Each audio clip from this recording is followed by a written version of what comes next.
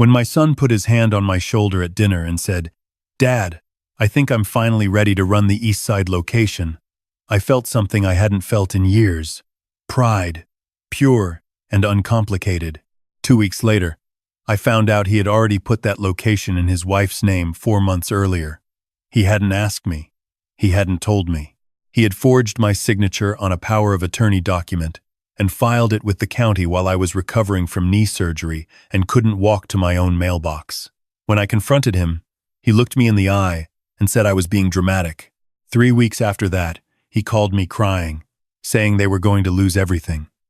I let the phone ring. Before we go any further, please subscribe to the channel and drop a comment telling me what time it is where you are right now. It helps more than you know. The salmon I had planned to grill that Thursday evening sat untouched in the refrigerator. My wife Sandra had passed 11 years ago, and the kitchen had become a different kind of quiet since then. Not peaceful quiet, just empty. But I had learned to cook for myself, learned to set one place at the table without flinching, and on good evenings I could almost believe the house felt full again. My son and his wife were supposed to come for dinner. He had texted around noon. "Dad, something came up. Can we reschedule?" I told him, of course. Poured myself a glass of the Oregon Pinot I had been saving, stood at the window watching rain move across the West Hills, and thought about the conversation I had been planning for months. I had opened my first restaurant in 1991 with a $40,000 loan I spent 4 years paying back. A breakfast and lunch spot on Southeast Division. 11 tables, 2 employees, including myself. Open 5 days a week because I couldn't afford to be open 6. I worked the line, did the books, mopped the floors at midnight, and opened again at 6. Sandra brought me coffee every morning until our son was born, and then she stayed home and I worked harder. By the time he turned 30, I had 4 locations across Portland, 63 employees, a catering arm, and a reputation solid enough that James Beard had mentioned us twice in regional coverage. I had built something real, something that fed people, employed people, paid for my son's private school and his college, and the down payment on his house in Selwood. He was 31 now, and had been asking to be more involved in operations for the past year. I had been careful, brought him in slowly, let him shadow Marcus, my general manager at the East Side location, the one I had opened in 2008 during the recession when everyone told me I was insane. That location was my favorite, the one I had put the most of myself into, and I had been thinking that handing it to my son might be the right thing. A legacy, not just an inheritance. Then a letter arrived from Multnomah County. It was a Tuesday morning in October. I was at my flagship location on Burnside reviewing the quarterly inventory when Marcus called my cell phone. He sounded careful in a way that Marcus, who had worked for me for 14 years and was not careful about anything, never sounded. "Victor, there's something you need to know. A woman came in yesterday. She said she was the new owner." I set down my coffee. "She had paperwork," he said. "Transfer of ownership. Power of attorney authorization with your signature dated June 14th. June 14th. I had been in Providence Hospital having my right knee replaced on June 14th. I drove to the East Side location in 20 minutes without speeding, which was harder than it sounds. The paperwork was in Marcus's office. He laid it on the desk without saying anything else, and I read it twice. The notary stamp, the POA authorization bearing what was clearly meant to look like my signature, the LLC transfer filing listing Cassandra Webb Harlan as the new sole proprietor of East Side Table LLC. Cassandra Webb Harlan, my daughter-in-law. Married to my son for 2 years, known to me for 3. She had never held a job longer than she held interest in any particular hobby, which was approximately 6 months. She had been a yoga instructor, then a life coach, then briefly something she described as a wellness curator, which appeared to involve posting photographs of smoothies. She was charming in the way that people who need things from you are charming. I folded the paperwork, put it in my jacket pocket, asked Marcus to please not say anything to anyone until he heard from me. Drove home in the rain. My home office had not changed much since Sandra set it up. Her idea of order, bookshelves alphabetized, files labeled in her handwriting on tabs she printed in 2007 and never replaced. I sat at my desk under the lamp, and opened my laptop. Pulled up the county records portal. The transfer was there. Filed October 3rd. Approved October 7th. Today was October 15th. I sat with that for a long time. Then I opened a spreadsheet. I started with the beginning. His first year at Portland State, 2012. Tuition, housing, meal plan, books, differential math, $28,400. Year 2, added a study abroad semester in Barcelona because he said it would open his perspective, $34,200 for that year. 4 years total, $118,000. After graduation came the business idea.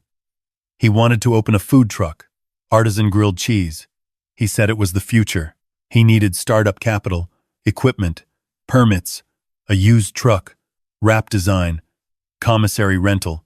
I wrote the check for $42,000, believing in him the way fathers believe in their children, even when the numbers don't add up. The truck lasted 14 months. He sold the equipment for $8,000 and I never asked about the rest. The house in Selwood. His credit was thin. Hers was worse. I co-signed. Down payment assistance of $35,000. Called a loan between us. Never repaid. Monthly mortgage for 7 months when he said cash was tight and the catering gig was slow. Then the emergency fund account. He had asked for it 18 months ago. Dad, what if something goes wrong and we need money fast? Can we have a shared account just for security? I had set it up. $25,000 initial deposit. Restocked it once. Another $10,000. When he said they had a medical bill, I logged in now and checked the transaction history. 41 withdrawals in 14 months. The largest, $8,200. Notation, business opportunity. Then $6,500 business development. Then $4,100, $3,800, $2,200. I scrolled back to October of the previous year. The first withdrawal had come 4 days after she had pitched me on a wellness retreat center concept over dinner. And I had said, politely, that I didn't think the timing was right. He had been pulling from that account to fund whatever she wanted since before I ever said no to anything. I tallied everything on the spreadsheet. Education, $118,000. Food truck, $42,000. House down payment, $35,000. Mortgage assistance, $14,700. Shared account withdrawals, $63,400. Miscellaneous, medical, birthdays, car repairs, $18,200. Then I added the restaurant. The East Side location had been appraised 18 months ago at $890,000 for the business and equipment. The building lease I held had 4 years remaining at favorable rates I had negotiated in 2019. If my daughter-in-law now held that LLC, she held access to something worth close to $1 million. That was not a mistake. That was a plan.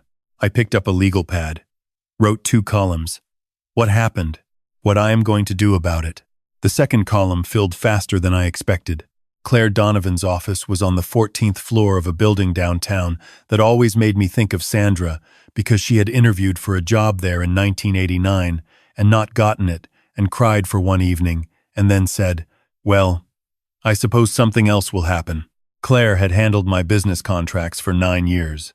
She was the kind of lawyer who reads everything twice and speaks half as much as she thinks. I called her at 7 in the morning. She answered on the second ring. "Victor, is this the knee?" "It's not the knee. I need to meet today. It's urgent and it's personal." She saw me at 10. I laid the paperwork on her desk, told her everything in 12 minutes without raising my voice. She read the POA document twice, then a third time. "The notary stamp," she said. "I'm going to need to verify this. I was in surgery on June 14th. The anesthesia alone would have made signing anything impossible." She nodded slowly. "If this POA was notarized fraudulently, we're looking at criminal forgery, potentially wire fraud given the county filing. Civil fraud, absolutely. We can move to void the transfer. She looked up. Victor, do you want to pursue this criminally? I thought about my son, thought about his face when he was 7, and broke my fishing rod and cried for an hour because he thought I would be angry. Thought about the man he was now, who could sit across a dinner table from me and talk about being ready for more responsibility while my name was already on paperwork I had never signed. I want everything reversed and documented, I said. What happens after that depends on what I learn. Claire began the process that morning. Fraud claim filing with the county. Demand letter to my daughter-in-law's representation, whoever that turned out to be. Notification to the Oregon Secretary of State's office about the contested transfer. She also referred me to a forensic document examiner who could certify the signature discrepancy formally. Marcus had said nothing to the staff. When I came in that afternoon, everything looked normal. He met me near the walk-in, and we spoke quietly. She came back this morning, he said. Wanted to walk through the space. I told her there was a scheduling conflict. Good man. Give yourself a raise. Already did. Backdated it 6 months. Fine. I drove home in the dusk thinking about what Claire had said before I left. One thing, quietly. These situations have a way of becoming public before you're ready. Be prepared. My son called that evening. I watched his name on the screen for 4 rings, then answered. Hey, Dad. Sorry again about Thursday. I know about the transfer. Silence. The particular quality of silence that belongs to someone who has just been caught and is calculating how to exit. Dad, I can explain. This isn't what it looks like. Cass just needed the LLC structure for tax reasons. It's still yours. You're still involved. This is just...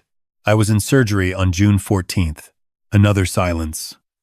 Longer. I need you to know, he said finally, his voice different now.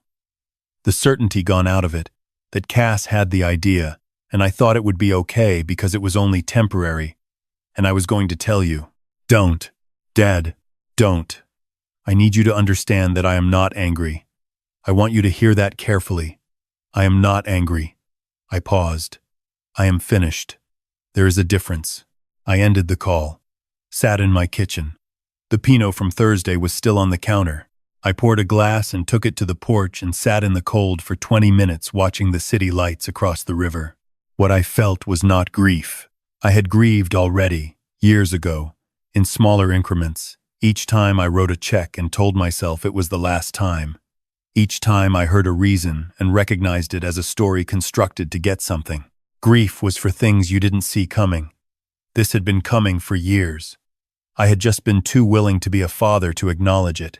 I went inside, made dinner, went to bed, set my alarm for 6. In the morning, I called a forensic accountant named Thomas Riley, who Claire had recommended. I sent him every financial record I had. Bank statements, the shared account history, the food truck incorporation documents, every email where money had been discussed. He said he would have a full report within the week. I also called my estate attorney, Raymond Gu, who I had not spoken to in 3 years. He called back within the hour. Raymond, I need to restructure everything. Trust, beneficiaries, business succession, the whole picture. How soon? Yesterday. We met Friday. I brought the spreadsheet. He looked at the total and did not flinch, which is why I had hired him in 2018. Raymond was methodical about money, the way I was methodical about food. No drama, just precision. Your current will leaves the restaurants to your son in equal shares with the proviso that Marcus and the senior management team be retained for a minimum of 3 years post-transfer, he said. Change the proviso to the whole thing. I want to explore an employee ownership structure. The people who built these businesses with me should have something. Raymond leaned back. An ESOP? An employee stock ownership plan? Or a trust structure with the team as beneficiaries? Whatever is most protected and most permanent. He made notes. I'd also recommend we look at a charitable component. Culinary education, apprenticeship programs. It gives the restructure a narrative that is harder to challenge legally. I thought about Marcus, about Delia, who had been my head baker for 12 years, About the line cooks who showed up every morning in the dark and made something real with their hands every single day. Do it, I said. Let's build something that lasts. Thomas Riley's report came on Wednesday. He emailed it at 6:47 inches the morning with a note that said only, "The picture is clear. Call me when you've read it." I read it before my coffee was finished. The food truck startup money, $42,000, had been deposited into the business account correctly. Then, over the following 8 months, withdrawn in segments to a personal account in my daughter-in-law's name alone. She had not been a partner in the food truck LLC. She had not been an employee. She had been the destination for the capital. The truck itself had been a mechanism to extract money, not a genuine business attempt. The shared emergency account was worse. Thomas had traced the withdrawal patterns. They corresponded precisely with weeks following conversations where I had said no to something. Denied the wellness retreat funding in October. Withdrawal of $8,200, 4 days later. Said I wasn't ready to hand over the East Side location in February. Withdrawal of $6,500 the following week. It wasn't random. It was systematic. A parallel funding stream designed to compensate for my inconvenient habit of having limits. The total Thomas had categorized as having benefited my daughter-in-law directly, rather than my son or any legitimate shared purpose. $87,400. I read that number 3 times. Then I printed the report, put it in a folder, and drove to Claire's office without calling ahead. She was in a meeting. I waited 20 minutes in the lobby. When she came out and saw my face, she said, "Come in," without preamble. I slid the folder across her desk. She read. I watched her expression stay professionally neutral, while her eyes moved faster than they usually did. "This changes the criminal exposure significantly," she said when she finished. "If Thomas can testify to the pattern he's identified, combined with the forged POA, your daughter-in-law is looking at fraud with documented intent." "I'm not ready to make that call yet." Claire looked at me over her reading glasses. "You know this will become public eventually." "I know. I'm choosing when." The next 10 days were quiet on the surface. Thomas submitted his findings to Claire. Raymond finalized the first draft of the restructured trust. The county had frozen the LLC transfer pending fraud review. My daughter-in-law had apparently retained a lawyer, a mid-level firm downtown, because Claire received a letter asserting that the POA was legitimate and threatening countersuits for defamation and business interference. The letter was 4 pages of language designed to sound like strength. It read to me like a man shouting in an empty building. My son texted on a Thursday, "Dad, we need to talk. Cass's lawyer says this could get really bad for everyone. Can we please just sit down?" I read the message. Did not respond. Set my phone face down on my desk. What I had not anticipated was the community piece. The Portland Restaurant Association held its fall luncheon on the 2nd Friday of November. I had been a member for 22 years.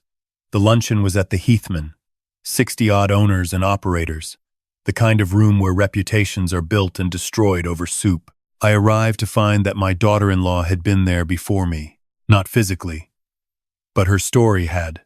I learned this when Gavin Park, who owned 3 Korean fusion spots on Alberta, pulled me aside near the entrance, with an expression that belonged to a man delivering bad news he had not asked to deliver. "Victor, I'm hearing some things about the East Side situation. The story being circulated is that you're trying to steal the location back from your daughter-in-law after you voluntarily transferred it. That you've been using the fraud accusation to cover up a change of heart." I absorbed this without moving. "Who's circulating it?" Her husband. Some of it's on Instagram. She did a whole post about family betrayal and powerful men using legal threats to silence women. The post had 47 comments when I looked at it that evening. Half were sympathetic. A quarter were the performative outrage of people who had never met either of us. A few were pointed questions that suggested someone with legal knowledge had coached the framing. She had done what people who are losing do. She had gone to the public and offered a version of events carefully designed to make the facts look like the weapon. I did not comment, did not post, did not send a message through any mutual connection. I called Raymond instead. "How soon can we finalize the trust?" 2 weeks if we push. Push. Then I called Marcus, told him to document every operational action the previous 11 months, every decision I had made about the East Side location, every staff review, every capital expenditure, build a record that showed a working, functioning business under my continuous management, no gaps. I also started my own documentation. Every email, every text, every request for money, and every promise to repay it. I organized them by year going back to 2014, printed them, labeled them, built 4 binders with tabs and indexes, and a summary timeline in the front of each. I did this not from anger, because I had said on the phone that I was not angry and I had meant it, but from the same instinct that makes you prep your mise en place before service starts. When things go wrong in a kitchen, you don't have time to find the salt. You have it ready. The Oregon Hospitality Excellence Dinner was on December 5th at the Multnomah Athletic Club. A formal event, 300 people, keynote speaker, industry awards, a live auction for culinary scholarships. I had been a bronze sponsor for 16 years. My name was in the program. I learned on December 2nd that my son and daughter-in-law had purchased tickets. Claire had a contact with the venue's AV team through a previous case. We coordinated for an hour on the phone. I emailed 4 files.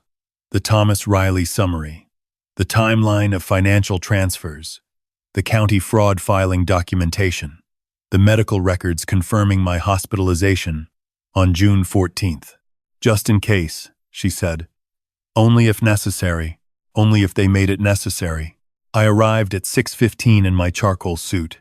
Sandra had picked it out in 2019 at a shop on 23rd and never saw me wear it to anything important.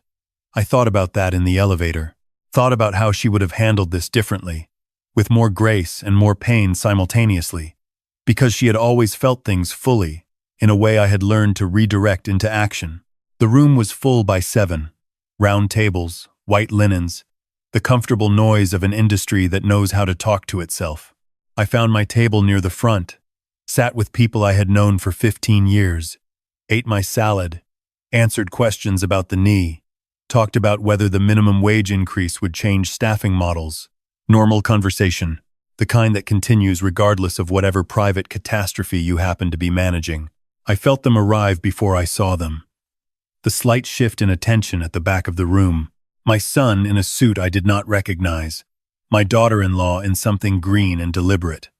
They moved to a table near the wall and did not approach me.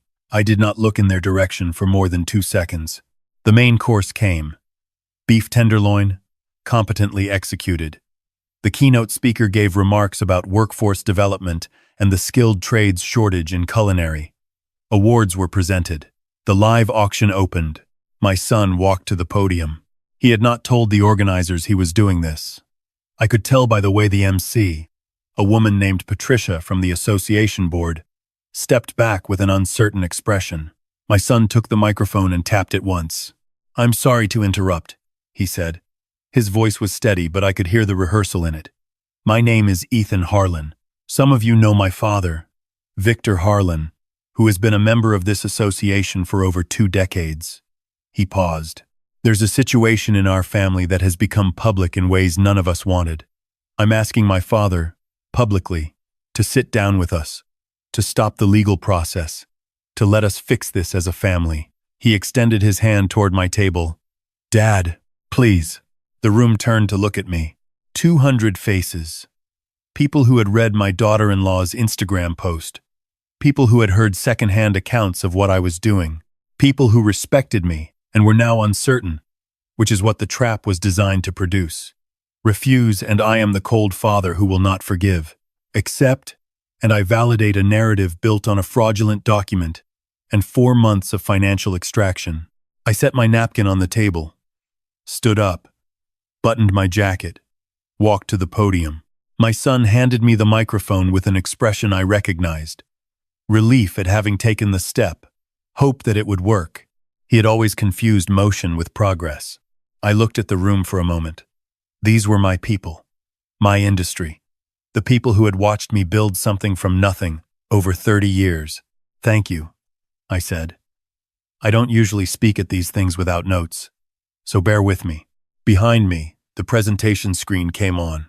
My son mentioned fixing things as a family.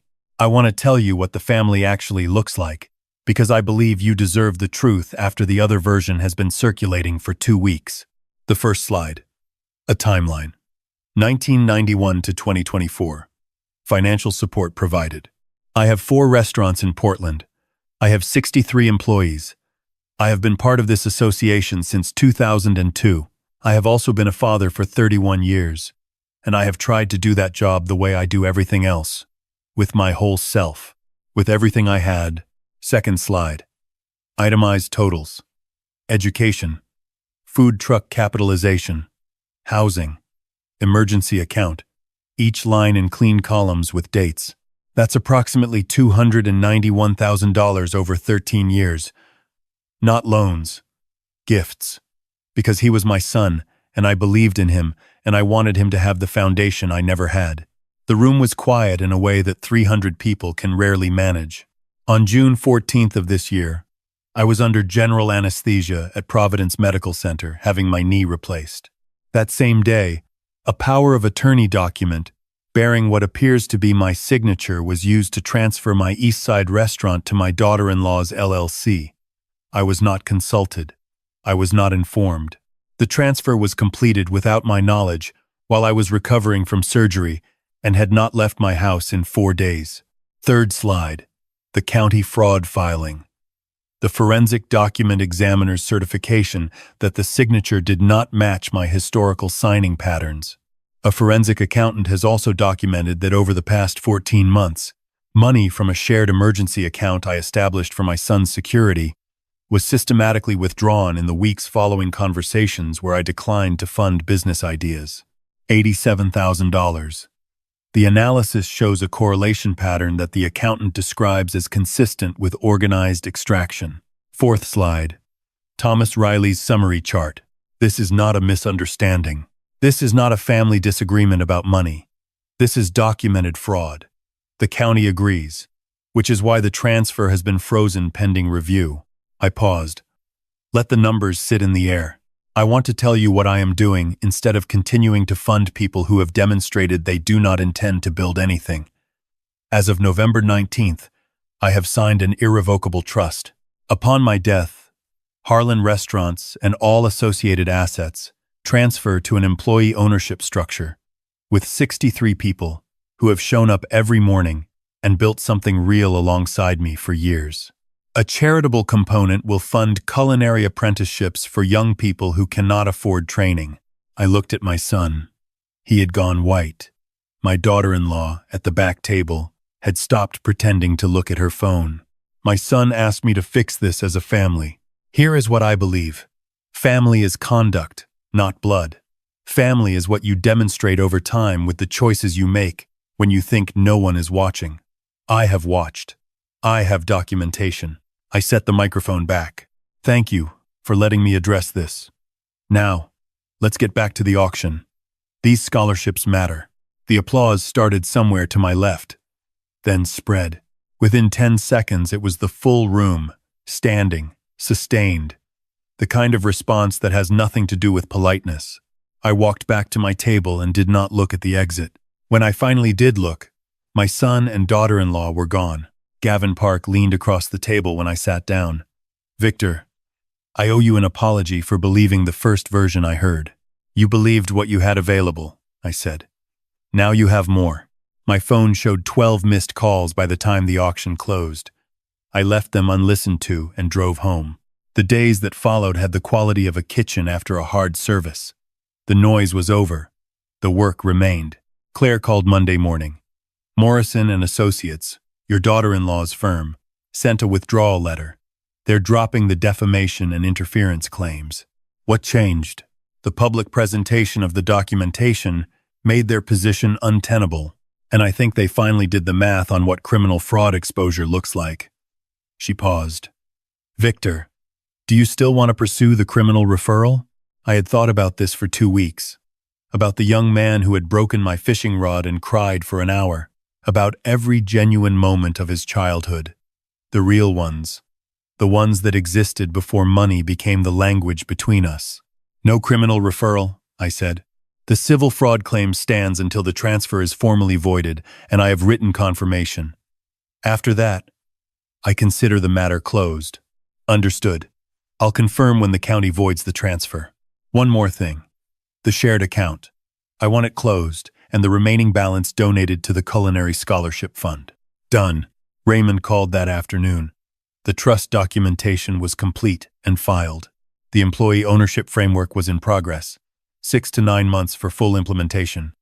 But the intent was legally established and binding. Marcus had been informed and had gone very quiet for a long moment before saying, "Victor, I have been here for 14 years, and I want to keep being here." I told him I was counting on it. The voided transfer confirmation came on a Wednesday. I was at the Burnside location doing what I do on Wednesday mornings, walking the kitchen before service, checking the line, talking to the prep cooks. Normal work. The kind that has its own rhythm and requires your full attention and rewards you for giving it. I read the confirmation email, standing near the walk-in freezer, then put my phone in my pocket and went back to the kitchen. My son called on a Thursday, 11 days after the dinner. I let it go to voicemail for the first time since the night I told him I was finished. Then I listened to the message while sitting in my truck in the parking lot of my East Side location, which was mine again, fully and formally. His voice was different, the calculation gone out of it, and also the hope, just flatness. "Dad, I know you probably won't call back, and I'm not going to ask you to. I wanted to say that what we did was wrong. Cass had the idea, and I told myself it was temporary, and I knew it was wrong, and I did it anyway, and I've been doing versions of that for years, and I'm sorry. Not because it didn't work. Because it was wrong. I'm sorry. That's all." I sat with that for a while. Then I started the truck and drove to my Thursday afternoon meeting. I did not call back. I thought about it for 2 weeks. In the way you think about a structural problem in a building you're not sure can be repaired. Maybe someday. Maybe when enough time had passed and enough had changed. But some things cannot be walked back from with a voicemail, and trying too soon doesn't honor what happened. It just buries it. The Sunday after the confirmation came was the first genuinely quiet day I had experienced in 2 months. I slept until 7, which I hadn't done in years, made coffee slowly, scrambled eggs the way Sandra used to make them with too much butter and not enough apology, sat at the kitchen table with the newspaper, the physical one, something I had kept subscribing to because it felt like a commitment to the present tense. My neighbor Frank called over the back fence around noon. His grandson was graduating in June and thinking about culinary school. Could I talk to him sometime? I said, absolutely. Send him to the Burnside location on a Tuesday morning. We'll put him to work for a few hours and see if he actually wants this. Frank said that was more than he'd hoped for. I went back to my coffee. The city moved around me the way it always does. Rain on the river. The hills visible through the kitchen window. 63 people who would start shifts in a few hours and feed other people who would go home to their lives and maybe not think much about the food they had eaten, but would be a little better for it anyway. I thought about the foundation. The first scholarship cycle would start in the spring. Young people who wanted to work with their hands and build something real, and needed someone to believe in the beginning when the numbers didn't yet add up. I had been that person once. I turned the newspaper to the back section, checked the Timbers score, made a note to call my accountant about the fourth quarter numbers, thought about whether the East Side location was ready for a small renovation I had been deferring. The things that continued to matter. My phone sat on the counter, face up, screen dark. I had turned off the notifications for everything except direct calls from people in my contacts. It did not ring. I did not feel the absence of it ringing. 33 years ago, I had opened a restaurant on Southeast Division with 11 tables and a borrowed espresso machine and the absolute certainty that I could make something worth making. I had been right about that. I was still right about it. And the proof was not in any document or trust filing or legal victory. It was in 63 people who came to work tomorrow. And the people who would come after them, and the young person Frank's grandson might become if someone gave him a Tuesday morning and a chance to find out what he was built for. That was the inheritance I was leaving. I refilled my coffee, stood at the window, watched the rain come in from the coast the way it always does in December. Patient and indifferent, and absolutely certain of itself. Good. Me too. If this story meant something to you, please like the video and subscribe to the channel. Tell me in the comments where you're watching from and what you thought. To hear the next story, click the box on the left. Thank you for being here.